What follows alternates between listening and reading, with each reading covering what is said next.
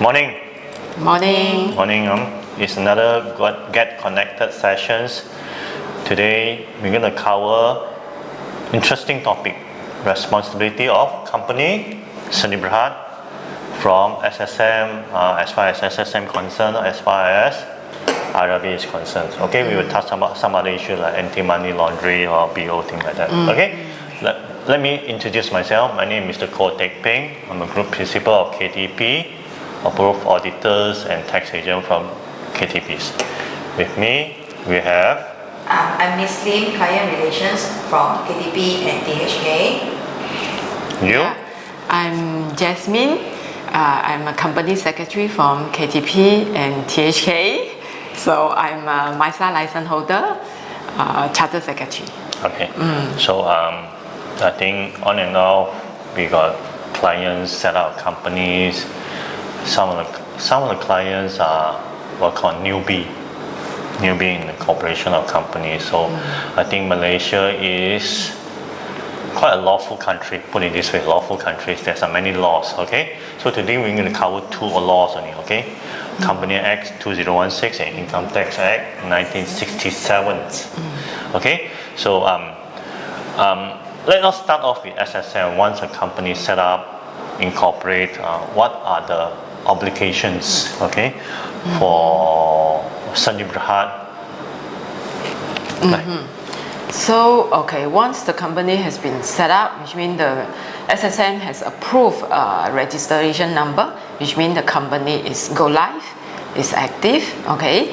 So the director or the shareholder has to determine who are the auditor and tax agent. They have to appoint them. So within a year or 18 months for the first financial report, they have to determine the financial year end. The financial year end can be, for the first year, can be 12 months or 18 months up to, So before they submit the audit report, they have to appoint, of course, the auditor to get the account to be done. Okay, beside that, after the incorporations, so now there is a new law, which means the beneficiary ownership, which is called EBOS, which is a new system being set up by SSM. So within 30 days, the secretary has to register all these shareholder informations in the EBOS system. Okay, of course, definitely before all this has to be done, a secretary need to be appointed within 30 days from the incorporation date. Okay. So let me rephrase everything. Few parties is involved. I think first stage is always a company secretary. Okay, will be her. She will be the person to incorporate a Seni Berhad. Okay. So the next one then will come in auditors and tax agents. I think these are the three fronts as far as director should know. Okay. So let me recap everything. Is you need to fix financial year end. Yeah. Okay. My tips: try to avoid 31st December. It's sad to say so because everyone fixed the year end at 31st December. The auditor is working like up to here already. Okay. So next question is why? Somewhat in JB. We're so near to Singapore, so very tough. Okay, very tough to get employees. Very tough to get. So try to avoid 31st December. You can set any year ends. Okay. For Japanese company, they prefer March. For some other company, they may prefer June. Okay. So some other company, they may prefer September. But again, you can fix on February, you can fix on April, you can fix on May, you can fix on June, you can fix on October and November. Okay? It's up to you. Or maybe we can go to temple, Simpoi, and then fix the year end together. Okay? So once you fix the year ends, there's an 18 months rule. The first 18 months you must submit your audited financial statement and annual returns. Okay, what do you mean audited? Meaning audited by auditors. That's me. Okay, so this is the basic requirements, of course. Then just now, Jasmine also mentioned about beneficiary ownerships. Government, I think the whole world try to stringent the BO. Sorry, BO stand for beneficiary ownership. So they don't want to see Alibaba type of companies. Meaning, I set up this company, but I may use Muslim as a front door. I sit behind the curtains. Government say I don't want to see all these things already. So there's a documentation, there's some procedures, there's some policy. Company secretary need to implement in the company. Likewise, I think with effect from April, May, Yes, June, 1st June. of April. 1st of April. Yes. So SSM requires all the company secretary to have all this BO info on their system known as EBOS. BOS. Yes, EBOS. EBOS. To keep all the beneficiary ownerships. So normally they will ask you who is the boss behind the curtain. Are you bank signatories? It's very simple. If I set up a company, I use Miss Lim as the director or shareholder, but she cannot sign check, she cannot open bank account, but I'm only the bank signatory. That is something wrong already, right? Huh? Yes, yeah. So this is why government come in to step in to check all these things already. Not only in Malaysia, everywhere. So anything you want to mention? Add on? Yeah, for the e-boss, actually, just now Mr. Kaur has mentioned about the actual person. But actually, to SSM, the responsibility to reporting all this information actually is the director responsibility. You know, as a secretary, we are assisting the director to do reporting. So this is one part that we need to let people know that actually the responsibility actually is on the director themselves. We are just assisting, we're preparing the document, you know. So it's very simple. It's very simple. Once you set up a company is a legal entity. It's a separate legal entity. So owned by shareholders, run by directors. Directors, they have duty and responsibility under the Company Act. Okay, you need to do this, you need to do that. Okay. So one of the area is BO. Okay, company secretary is a so-called agent between the company and SSM. Alright.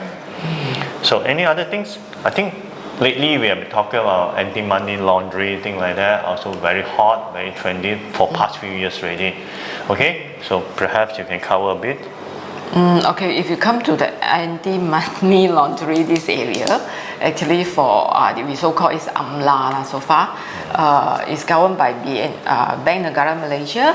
So we have to do DCR to report to the bank. DCR is due declaration report, something like that. So we keep on calling it as a DCR. So every it depends on reporting institutions. The BN Bank Negara Malaysia has there is a list that reporting institution has to comply with the requirement. So for secretary firm, accounting firm, lawyer firm is one of the reporting institutions. So to secretary firm, we do have one set of form to we so-called KYC, know your client. So it's for us to understand the clients, the background, where are their source of income, the money that they bring in from, is whether it's legal or unlegal or illegal, something like that. So we do get our client to fill out the form to do assessment, you know. So this is part of the Bank Negara Malaysia that require the reporting institution, we call it RI, to do this kind of reporting. If it happened that come to us that we feel there is a risk on the in the fund that our client bring in, we have to do this reporting to Bank Negara Malaysia. I think, put it in a nutshell or put it in very simple form, I think on and off, bank will call you, right? As a layman, they will call you, hey, why you get this money, right? What is the purpose? What is the sources? So this is part and parcel of anti-money laundering, because the main purpose, the main objective of this act is they want to check terrorists, things like that. They want to check politicians, whether any dirty monies. Okay, it so happens. So company secretary is one of the parties. We need to check appointed a party appointed government. Okay, this is government service. Okay, government agent, but no money one. Okay, but if they don't do, they also get in troubles. Okay, they also get in troubles. Okay, so the basic in nutshell is that once a company come in, so one is the company back incorporated, they need to check the background. Is there any politicians? Right? Yeah, whether you related to any politicians, Sure. you also have to report. Yeah. Where the money come from? You can set up a company with 1 million share capital, and then definitely, I think this raise the eyebrow, and then company secretary may ask you all these things. So that's why there's when you incorporate a company, no doubt there's a certain form, but there's still plenty of form in THK, in KTP, you need to run through. Sorry to say so, this is part of parcels of our job, okay?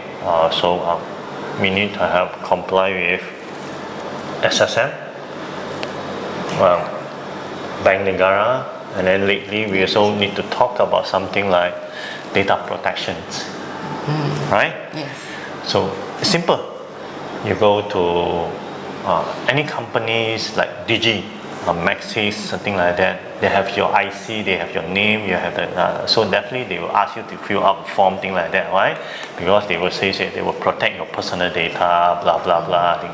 Likewise, in company secretary, in tax agent, in audit firm, we also keep sensitive informations, date of birth, Contact, email. IC number. That's why we still have to maintain a certain policies. So somehow we will ask you to sign the form, thing like that. So it is quite complicated, whereby there's a ton of documents you need to sign. Okay, I think SSM, I think Jasmine concerned. I think anything you want to cover? So far, that's all. That's all. So don't be surprised when you incorporate a company, there's many documents to sign. Yeah. Don't afraid, you can keep in touch or you can watch this video, of course. Understand?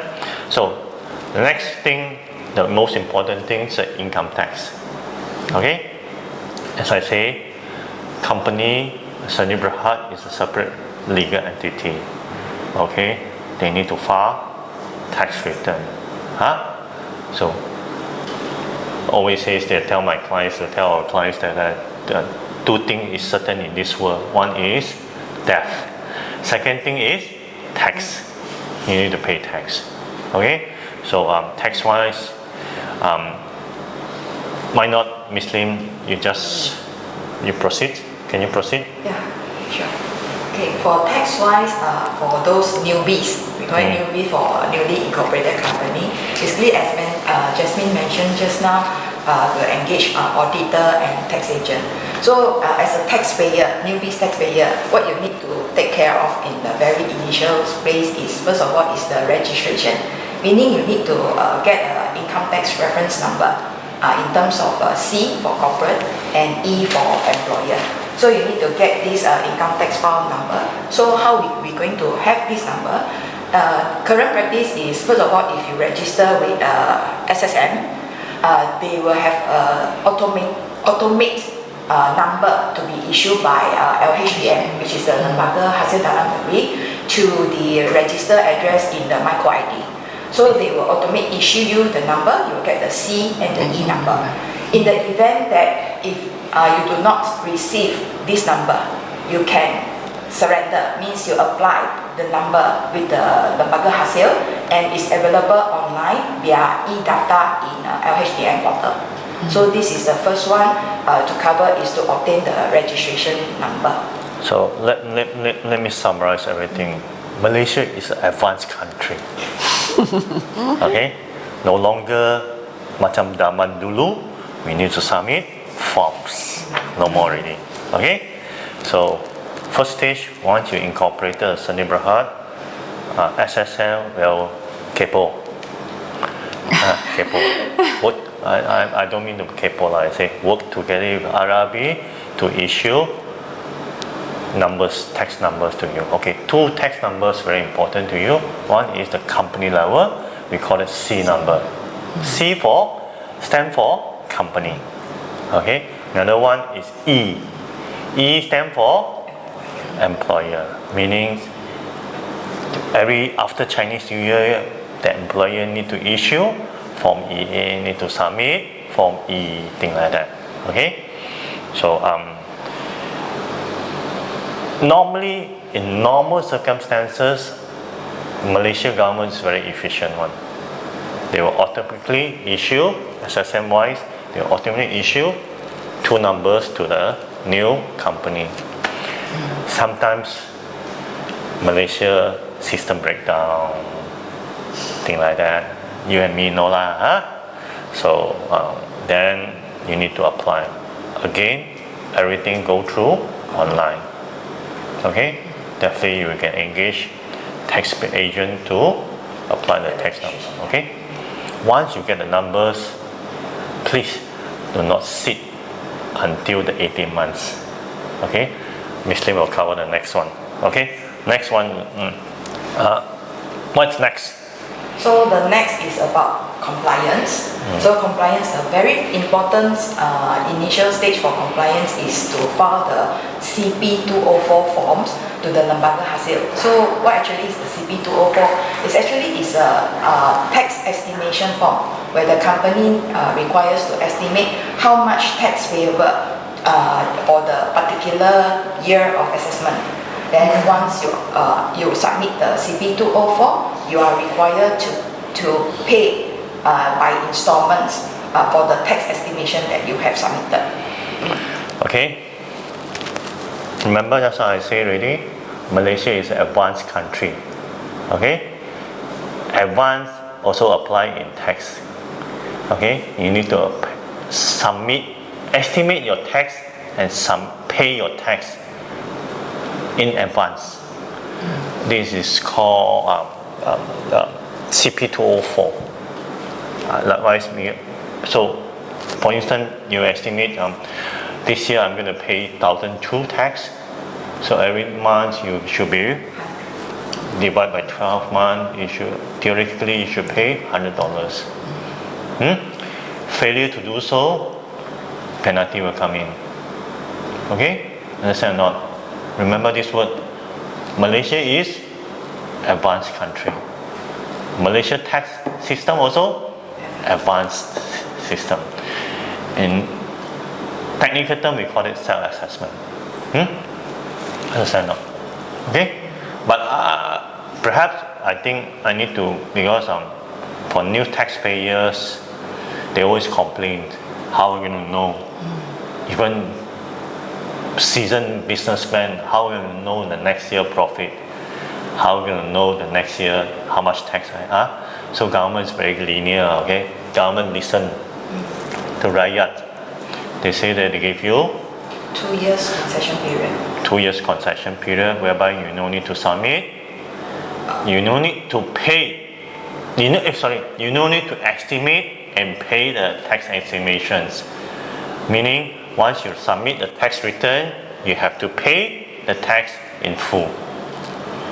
Okay, these concessions need to submit. Submission is still required. Submission is required. It's not automatically granted.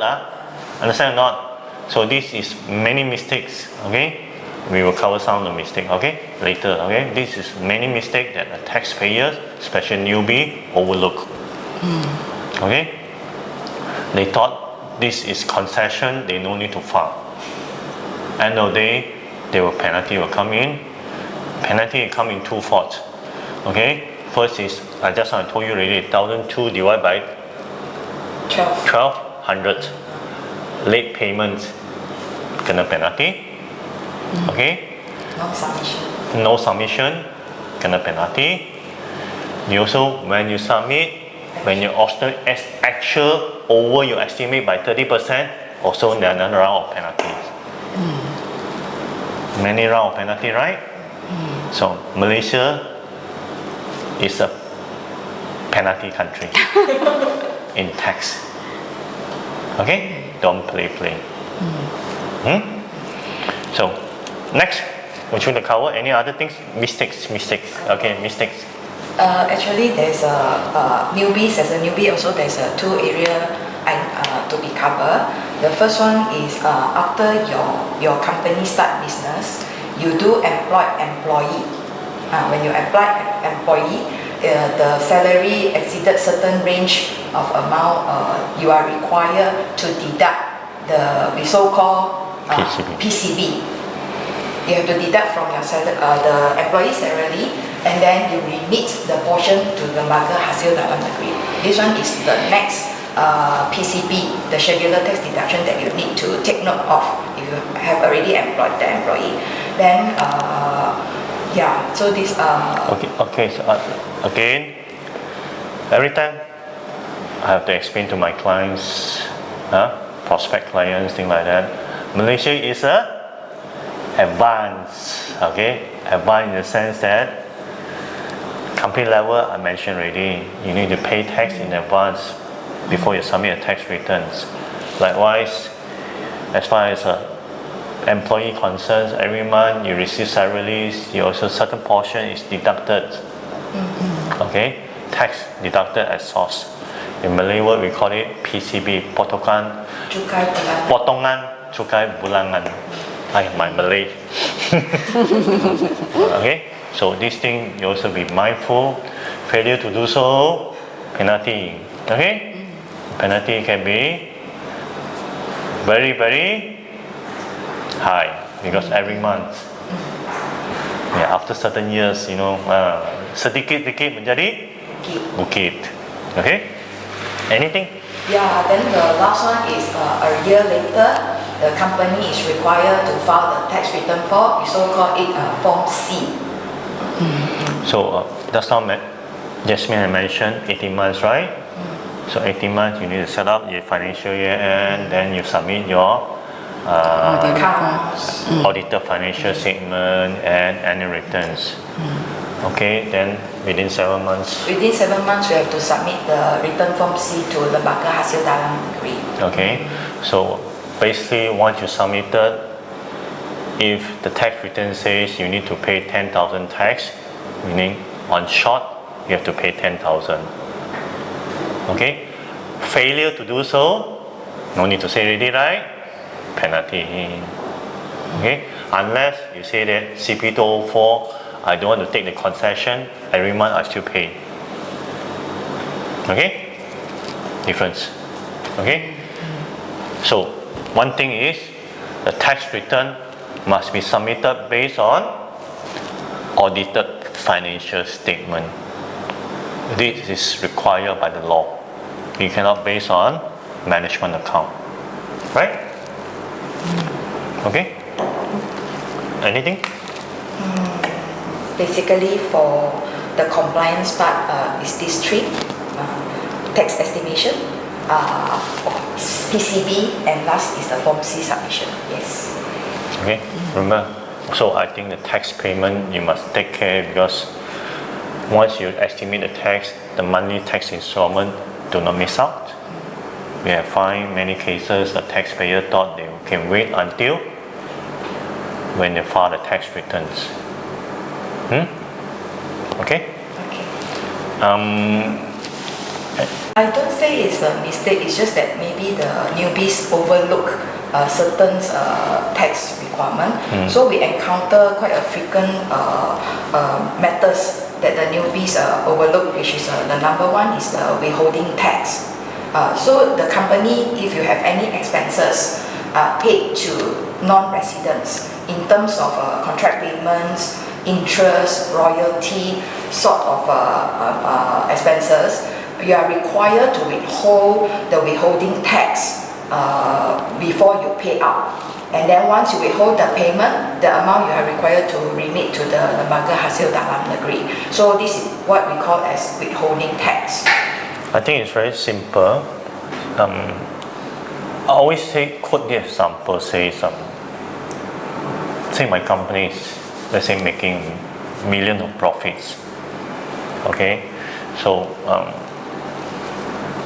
in the old days, okay, zaman dulu, not now, not under KTP. In the old days, people will say that why not I pay huge sum to Singaporean, okay, say commission or something like that. So ends up Malaysian government will lose out the tax because you have huge chunk of payment to Singaporeans. Okay, so you think the Singaporean will pay tax in Malaysia? No. Common sense will tell, right? They will be so stupid, the Singaporean will be so stupid, I nak laporkan tax, please. Okay, no. So ends up government, not only Malaysia, every country in the world, they come out with these withholding tax issues. Whenever I make a payment to non-tax residents, you need to withhold certain portion of tax. Normally in the range of 10 to 15%. Okay, then you have to remit the tax within. Okay, of course, in Malaysia everything is online already. Please do not submit. Okay. Any other things? Yeah, then the second one which frequently overlooked is the preparations of the CP58, where you have pay commissions to your agent, dealer and distributor. So because agent, dealer and distributor, they don't have the form EA, so another form which is the CP58, the company is required to prepare this form and distribute to your agent, dealer and distributor. It's only applicable to certain industries. It's not all taxpayers. Any other things? Another one is bad debt deduction, because bad debt is considered expenses to the company. So in order to eligible to claim allowable expenses for these bad debts, the newbies or the company required to take steps to recover the bad debts. For example, monthly statement to be sent out to your debtors, then followed by the reminder if for long aging debtor uncollectible, and lastly, recommended step is that if the amounts of debts is very huge, it's better to seek some legal proceeding like notice of demand to deliver out to your debtors to chase for the debts. So in the event that the debts is uncollectible, we will expense off to the bad debts written off. So in order to granted for deductions, the steps that I mentioned just now is required to be approved to IRB that I already taken action, but I really can't collect back this debt. Okay. Just I mentioned already, SSM, we look at Company Act 2016. Okay, IRB, we look at Company Income Tax Act, I think 1960. For laymen, for street people, trust me, you won't understand what is written in the act. Okay, so of course, for laymen, normally what they do now is, in the past they use Google how to get tax deduction from bad debts in Malaysia. Okay, or nowadays people prefer ChatGPTs. Okay, so normally I would recommend people to read up public ruling. It's a guideline issued by IRB, which is technically speaking, which is easy to read and easy to understand for layman people or street people. So any other things? Mostly it's these things that usually we encounter taxpayer overlook. So what are are other issues, other administrative tax matters for taxpayers? Administrative matters usually is like you change any updates or changes, for example, in your business address, your correspondent address, you are required to notify to the Inland Revenue Board within 3 months from the time of change to update the system. So one is any changes you are required. Then the second one, the most important one, is that you have to retense the records. In the records mean your documentation, accounting documentation in terms of sales, purchase, expenses, bank statement. These records you are required to keep for a period of 7 years as required in the Income Tax Act. Yes. Sorry, just I forget one thing is we come to Jasmine one because once every company have company numbers. So the company numbers nowadays they use a very uniform whereby they start off with the date, year, month, date, then followed by the number. Okay. I think it's roughly about 16 digits. 12. Then you will have the old number following it with the alphabetical. There's a quite long number nowadays. So you need to publish these tax numbers, your registration number, company number in your official documents, in your signage, even outside your office, right? Yeah. Letterhead as well. Letterhead. Letterhead. Official document, payment voucher, whatever is your company name there, you better following with your registration number. Yeah. Okay. So please bear in mind. Okay. So she mentioned something about 7 years. You need to keep the document for 7 years. Okay. In the event some of the documents are destroyed by floods, by fires, or by semut putih, so you need. My advice is normally you report to police to safeguard your documentation is destroyed. Okay. So any other issues you want to cover? Yes, of course. The last one, which is the mechanisms of IRB, where now they come over to your company, your office, to do audit assessment. So basically, the audit assessment cover for either desk audit, where they provide you a checklist on the document they require, and then require you to submit into the lembaga hasil. Then the second audit will be the field audit, meaning they come to your office or they require the document for them to run through the documentation on the field audit. I think it's very simple. Still come back. Malaysia is a advanced country. So we use a self-assessment system, meaning whatever documents, whatever tax return you submitted, the government trusts you 100%. You are faithful, you are truthful, okay, in your tax affair, okay. But one day IRB will check your tax affair through desk audit or field audit. When? I don't know. Inshallah. Okay. In theory, they put it this way: is 5 or 6 years, you should get one round already. But sometimes, if you fall under the category of high risk, they will go after you, like YouTubers, things like that, or high risk go through, because everything is submitted through online. They have what they call computer system, big data. We call it now. We are living in the big data, so everything they can they will do it automatically on the data. They will compare over your peers in the same industry. People are earning 10%. Why you're only earning 2%? Or some taxpayers will tell me, hey, how come? Is it true that for first few years I can make loss? Still people talk to me like this one, right? Which I don't understand. So many things. So please, one day they will come in. Okay? Of course, another area I mentioned already about the withholding tax, and the another tax audit, we call it transfer pricing audit. We have covered last week already.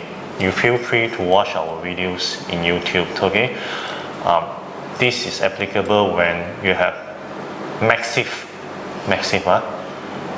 related party transactions between your related company. It can be holding to subsidiary company, it can be holding to your related party, it can be locally or overseas. Okay, so very simple. If you sell to third parties $10, why you sell to your third party $1? Especially your third parties, your related party is in Singapore, because Singapore tax rate is lower, or sell to Hong Kong, it's lower. I really want to know. So feel free to watch I think last week, right? Last week, okay? You can watch the videos. I think more or less we have covered the SSM part and tax part. So any other questions? You want to remind the newbie? So there's a ton of documentation when you incorporated with us. Yes. First batch is from Secretary. The next batch is from Audit and income tax. audit wise, they still letter engagement, things like that. Many documentations. Sometimes she have to spend time to explain to you. Why not? I say, why not we produce videos? There are not many bosses, not many directors will come and sit with us. Okay, with this video normally, it's good to show to the client and say, this is the procedures. Okay, we don't cover. We still a lot of laws, right? EPF, SOXO, all these things. You need EIS, all these things you need to cover all this, right? Yeah. So we only cover 2 basic bodies only. Okay? With this, I think nothing much to cover. Okay? Stay healthy. Thank you very much. Thank you.